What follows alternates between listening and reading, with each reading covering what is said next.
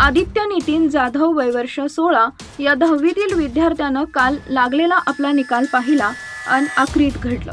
असं कुणासोबतही घडू नये.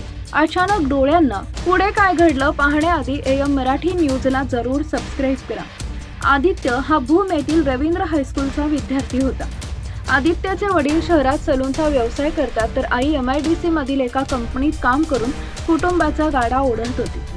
शुक्रवारी दुपारी 10वीचा निकाल जाहीर झाला. आदित्यने आपला निकाल पाहिला असता त्याला 64% गुण मिळाले. तो चांगल्या प्रकारे पास झाला होता.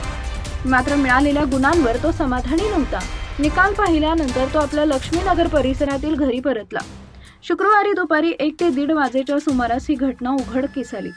घरी परतल्यानंतर घरात कुणीही नसल्याचं पाहून आदित्यनं छताच्या पंख्याला जीवन संपवलं. त्याचे आई वडील कामावर गेले होते.